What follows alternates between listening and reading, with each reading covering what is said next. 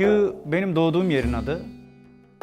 Aynı zamanda 13-14 senedir üzerinde çalıştığım, fikri ve fiili olarak yanımda taşıdığım bir proje diyebilirim. 2 sene önce de bir müzikal albüme dönüşmesi için çalışmaya başladım. Spesifik bir Mezopotamya, Anadolu yerleşim merkezinin 150 yıllık bir müzikal geçmişini anlatıyor bu albüm.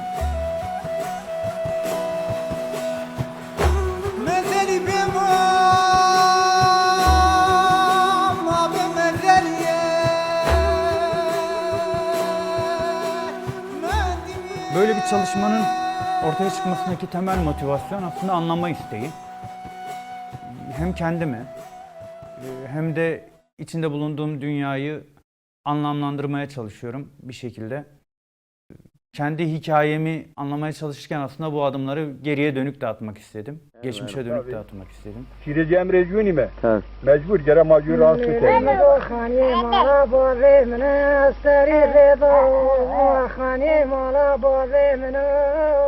Benim hikayem ne? Benim yürüdüğüm yol ne? Benim hikayemin benden önceki hikayelerle bir bağı var mı?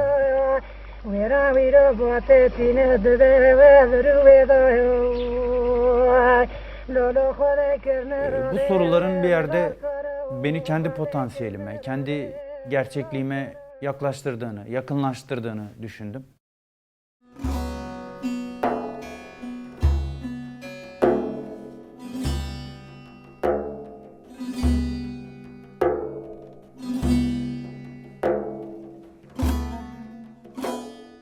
Bölge özelinde sözlü tarih çalışması, alan araştırması yapıyordum. Birçok hikaye, masal, sözlü anlatı forumları, tekerlemeler, dualar kaydetme şansım oldu. Bunların yanında da ilgim olduğu için de tabii özellikle müzikal eserler de kaydetme fırsatım oldu.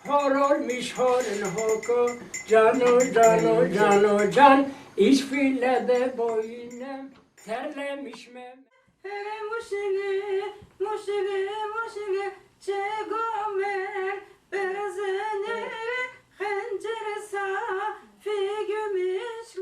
Nekeri. Ez kaşarkeri mi çişeno? Ez nekeri ne beno?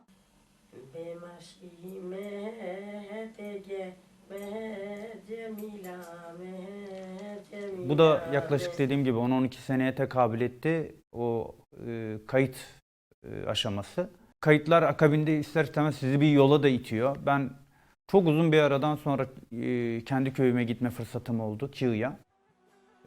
15 sene sonra kendi köyüme gittiğimde aslında biraz daha meseleyi ne kadar farkındalık düzeyinde ele alsak da içselleştiremediğimi fark etmiştim. Çünkü gidip bölgede gezince, yörede gezince neredeyse belli olmayan Ermeni mezarları, yıkık kiliseler, suyu akmayan çeşmeler, terk edilmiş köyler, damları olmayan evler görüyorsunuz. Ve bu ister istemez size bir yerde yani burada yaşananlar yalan mıydı ya diye bir soru sorduruyor.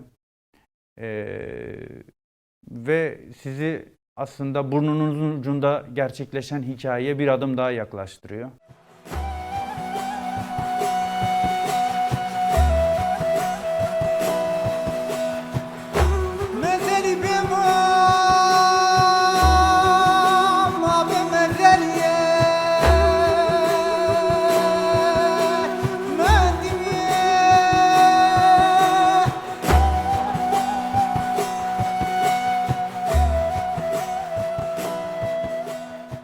Yazılı, görsel ve işitsel malzeme birikti. Bunları dediğim gibi bir albüm fikrinden önce bir yerde kayıtlı olması, bir arşiv olarak bir yerde kayıtlı olması fikri vardı hep bende. 2 sene önce bunları albümleştirme fikri ortaya çıkınca kaynak taramasıyla başladı. Şimdi yoğun kısmı bu. Elimizde 17-18 saatlik kayıtlar vardı. Tekrar kontrol edip tek tek oradan bir repertuar oluşturmak durumu oluştu. 10 tane şarkıda karar kıldık. Üzerinde zamanı geçirdiğim aşamalardan bir tanesi de düzenleme ve aranjman aşaması. Burada 2 tane farklı yol sizi bekliyor. Birincisi alandan elde ettiğiniz kayıtları, yani bunlar daha çok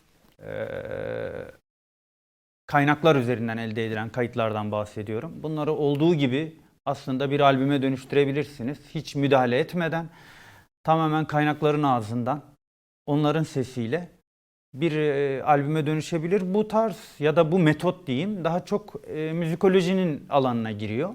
İkinci yol da içinde sizin fikirlerinizin de olduğu, daha çok stilize icralardan oluşan, sizin estetik dünyanızın da içinde yer aldığı bir anlatı biçimi. Benim tercih ettiğim kısmı o.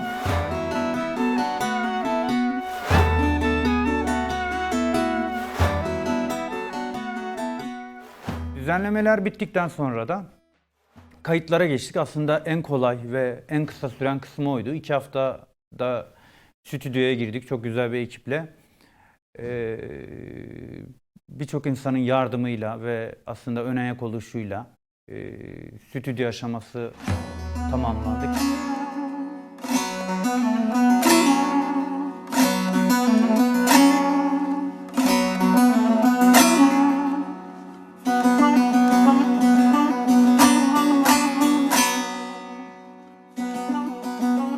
Düzenlemeleri yaparken de özellikle belli bir form yapısı olduğu için oraya uygun enstrümanlar ve sazlar tercih edildi. Yoğunluğunda aslında tembur sazı kullanıldı. Yine bölgede yoğun kullanılan işte asma davul kullanıldı. Mey ve zurna duyuşu çok ön plana çıktı.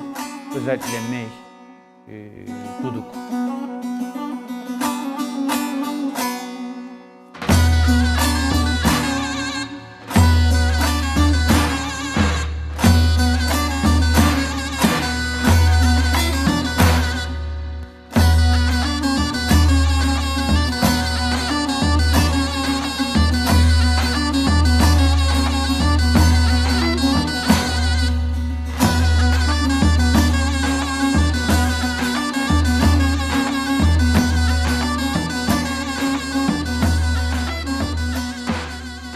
Aslında olabildiğince bölgenin müzikal formunu ya da formlarını başkalaştırmayacak sazlar tercih etmeye çalıştık. Olabildiğince yoğun, komplike aranjmandan uzak durmaya çalıştık.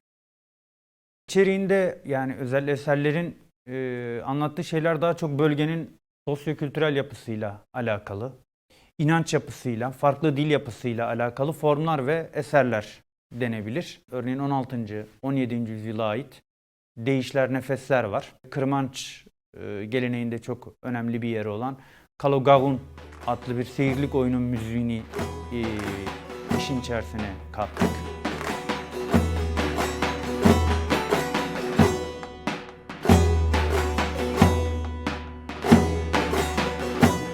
Aynı zamanda bölgenin kadim halklarından olan Ermenilere dair oldukça önemli kaynaklara ulaşma şansımız oldu. Kaynaklarla hem sohbet etme şansı hem de oradan önemli eserleri görebilme ve kendi albümümüzde yer verebilme fırsatımız oldu.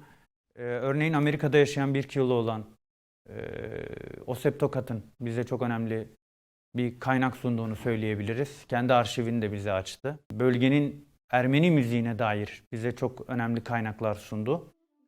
Aynı zamanda Q'ya ait 9 adet kayıp şarkı adlı bir makale elime geçti.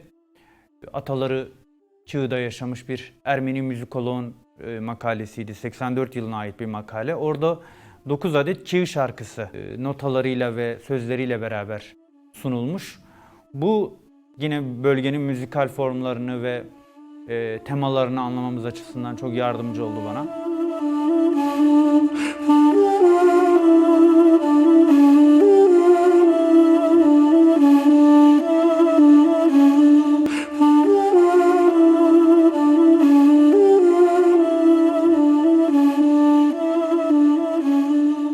Bunun yanında albümün içeriğinde Zazaca, Kürtçe, Türkçe çeşitli eser icraları da görüyoruz.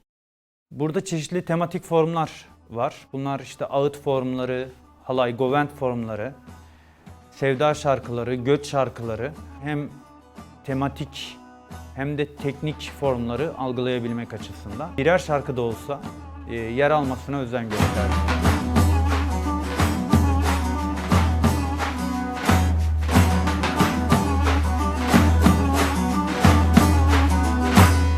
albümü bir bütün olarak yayımlamayacağız. İlk etapta en azından bir bütün olarak yayımlamayacağız. Teker teker single şeklinde yayımlayacağız.